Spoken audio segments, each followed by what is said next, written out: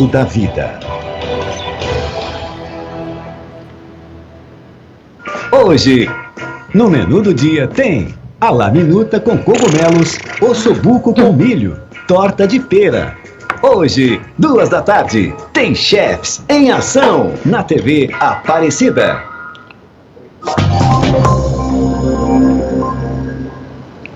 De volta aqui com a Central da Esperança, a gente tem falado bastante sobre essa preparação para o pós-pandemia, e é isso mesmo, a gente precisa estar pronto para a retomada do mercado de trabalho, principalmente.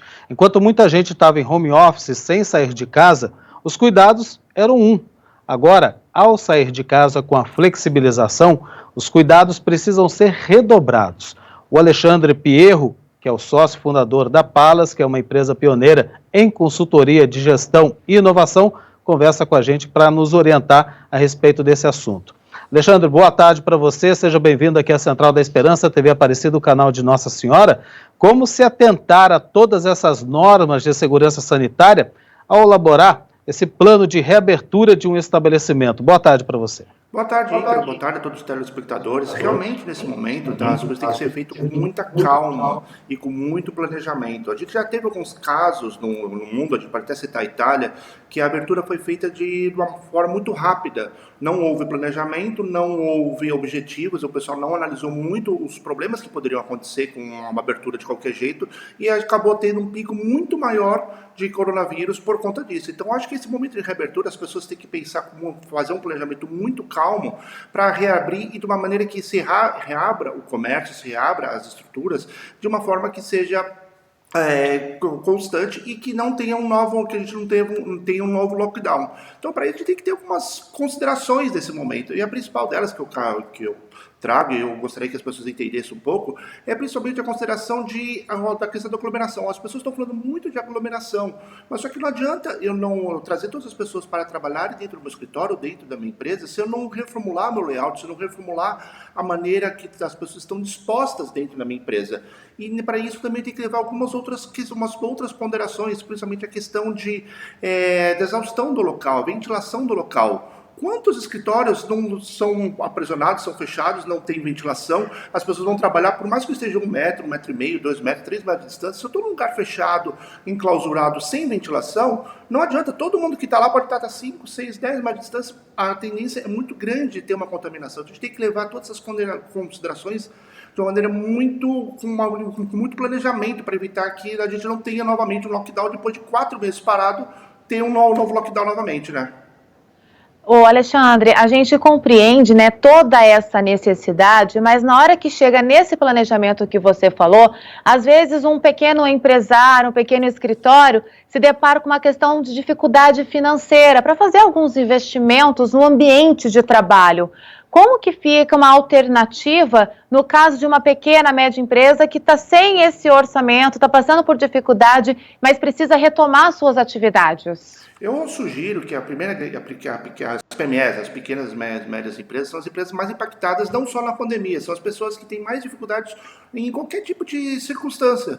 Normalmente são as que são menos olhadas, são as que têm menos atenção dos nossos governos, então essas realmente são as pessoas que têm mais problemas de conseguir fazer uma estruturação, um planejamento eficaz nessa hora.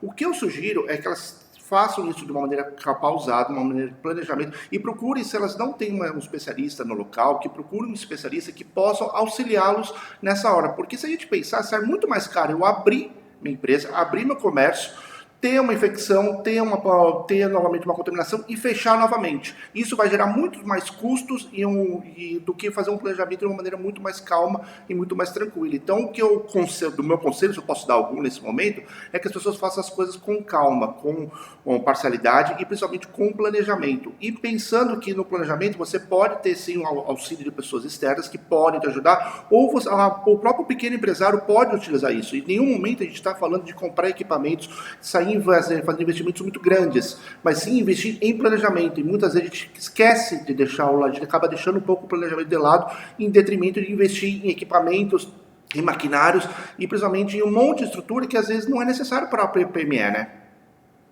E a gente está falando aí do ambiente de trabalho que, sem dúvida nenhuma, né, Alexandre, vai exigir mesmo esses cuidados para evitar essa maior contaminação e contágio do novo coronavírus. Mas a gente lembra que tem muitos funcionários e colaboradores que precisam sair de casa, ou seja, tem esse trajeto de casa até o trabalho.